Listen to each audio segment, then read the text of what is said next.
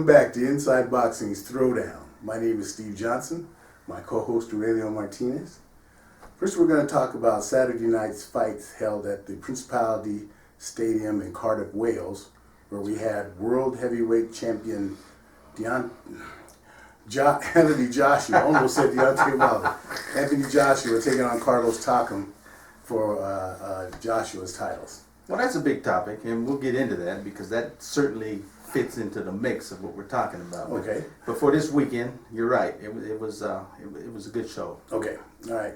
Now, having said that, I know you want to. Yeah. Hold up before we get into recapping the fight. Okay. Because a lot of you saw the fight and some of you didn't. It was showtime. But anyhow, we want to give all our viewers a reason.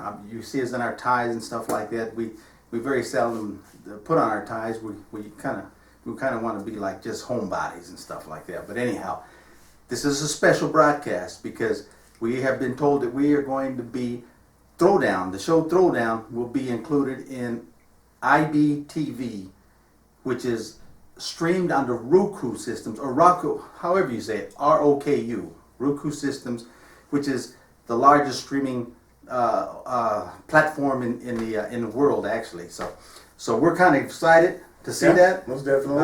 You're going to be able to see all the episodes of Throwdown Show. You're going to see a lot of events, boxing events, MMA events. It's an all-around TV station. So we're just proud. So we want to make this one a little special there. Well, congratulations. Yeah. It's a real tribute to your hard work. I know this was a dream of yours for sure the last year. You've worked hard, very, very hard on it, and I'm happy for you, excited for us because bigger and better things coming for Inside Boxing. You bet. Period. Good. All right. Now, let me clarify one thing. I was under the opinion that I wore a tie every episode. That's not true? No. Oh, no. Sorry about that. I thought I did.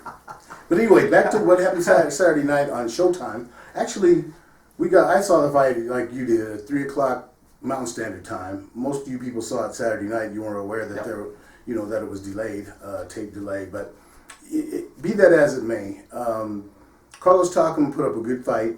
He actually, indications from Anthony Joshua himself. He's got a broken nose. He's the one who actually said it. He's got a broken nose. So we'll see. But the conversation centered around it was a good solid fight. Joshua couldn't stop Takam until the referee made a questionable stoppage. Oh yeah. At best, it was questionable. After the play, once again, excellent commentary by Paulie Malignaggi. I have to say that he saw it before they even showed the replay. When the referee stopped the fight, actually none of the 3 punches that looked like they landed, none of the 3 of them landed. Carlos was moving very well. He was bobbing and weaving, and he was being very elusive. As a matter of fact, I was surprised. I really didn't think we'd see half the competitive fight that we saw pre-fight. Okay, I thought this was just kind of going to be a walk in the park for Joshua. But it wasn't. I mean, Carlos Takam came in and he fought. He moved well, and I think the movement gave Joshua a lot of problems, and it showed because Joshua got tagged with some punches that he never saw coming. Joshua admitted, like you said, he got a broken nose, and he was going to have to go get it attended to. But anyhow, hats off to Takam. He came in, he fought well. Went to the 10th round. Of course, Joshua was winning the fight. I mean, no question about that. I think he was winning the fight. But you're right, the stoppage wasn't so much controversial in the respect that who was going to win the fight. I mean, obviously we were getting in the 10th round, and it was very unlikely that Takam would have the puncher's chance of knocking Joshua out. That wasn't going to happen, so that wasn't it. The question is, Joshua, a lot of folks were picking the 10th round for a stoppage. No, they weren't. No? Most people were picking inside of 5. No, I think Joshua himself. I think I read somewhere. Yeah, he said from 10 to 12. He said from 10 to 12. So what I'm saying is, they made that happen. I mean, they made it happen, and So what are you saying? I'm saying the referee found an opportunity that he thought. I think the referee wanted to stop the fight, and he had it in his mind that he wanted to stop the fight. He was going to stop the fight, and he felt that he had the opportunity to stop the fight, even though Takam wasn't getting hit. He was moving, and he was being elusive, and the punches weren't landing. But so be it. I mean, it was the right outcome. Well, it was the right you know, fight. like you said, the only reason that it doesn't have, you can't attach the words corrupt, you know, to this is because Joshua was clearly winning the fight. I mean, there was no question that it wasn't anything like Takam looked like he was going to win the fight. You look at that referee's pocket and see if he didn't have a bet stoppage in the 10th round. Well, I picked 10th round, so I was glad. But you didn't have no ticket. You didn't go to the sports book. I actually said the referee finally got my check in the mail, you know, and I picked him in a couple of forms. But no, I thought it would take him a while just because Takam was a 20-day replacement, you know, for Ortiz. Remember that was the fight that was supposed to happen, and I just thought it would take him a while. And then let's just briefly talk about this. Anthony Joshua came in at 254, his heaviest ever. Yeah. What do you feel about that? Well, I think it kind of lends credence to that whether he took this fight as serious as he should have, and obviously he didn't because he came in heavy.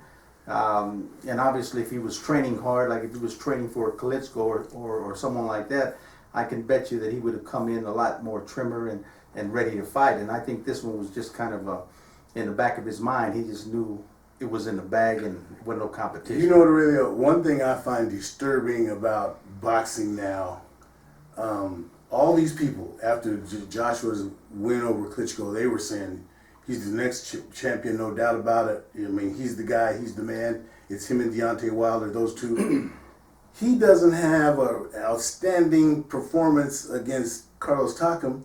And these people are now talking about, you know, that they found chink in his armor, there's a way to beat him. And I find it disturbing that anytime a guy he doesn't destroy somebody, most of the fan base comes out, and these are from knowledgeable boxing fans. Come back and say, you know, there's the blueprint.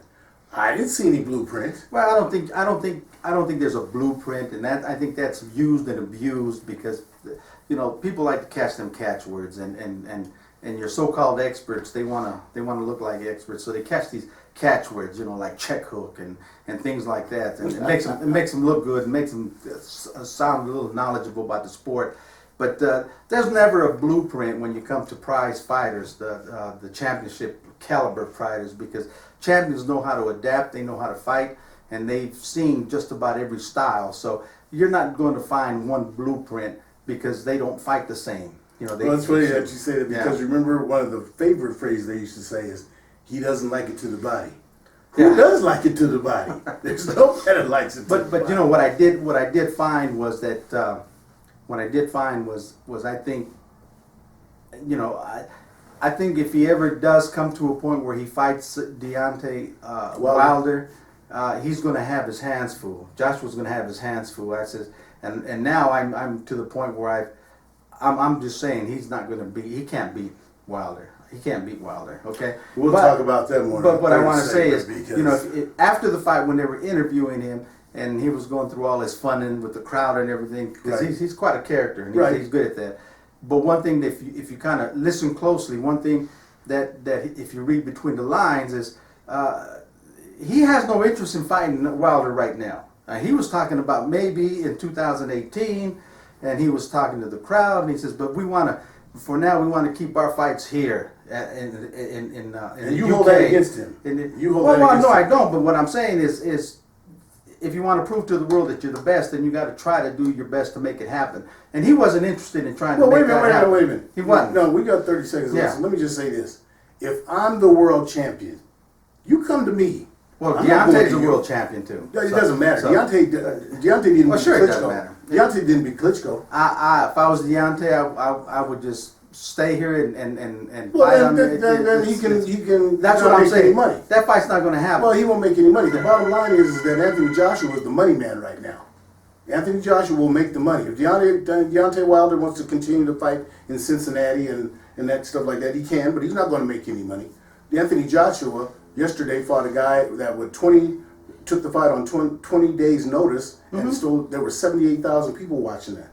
There won't be 78,000 people in the United States watching Deontay Wilder fight Joe Blow. It's not going to happen. But it's hard pressed in the United States to get 78,000 people to fight, to come and see anybody, whether it's Floyd Mayweather or anybody else.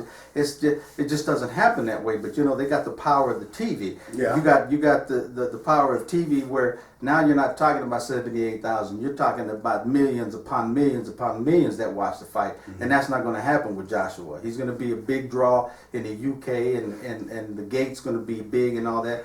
But overall, world type viewership is not going to compete to what can be done here in the United States. And I'm not just saying that, but that's just the fact. That's the way it is. So well, we'll see. What I'm saying is Wilder can just go ahead. He's fighting coming up. We're going to talk about that in our next segment. Right. But he can do them kind of fights. I mean, there's also someone out there that's going to be hard pressed now to do something to step up, and that's Parker.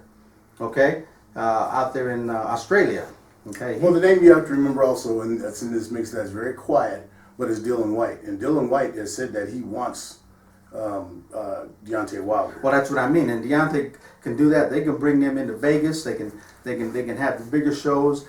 Parker needs to do something because time is ticking on him. I mean, obviously, I was high on him. I thought he'd come in. I thought he'd be on top of the world by now. But years have passed, and they haven't. So I'm a little concerned for him, and it really ain't none of my business. But as a fan, I think boxing has passed him over. Well, we disagree on that, but Yeah. we'll talk about that more in our second and third segments. But now, at the end of the first segment, in the second segment, we're going to talk about next weekend's heavyweight championship fight, where we have the rematch between Bermain Stavern and your boy Deontay Wilder. Yep. And we'll see how that goes. We'll talk about that in just a second. But in the meantime, after every segment of Inside Boxing's Throwdown, we always tell you guys, Keep them hands up. keep them hands up.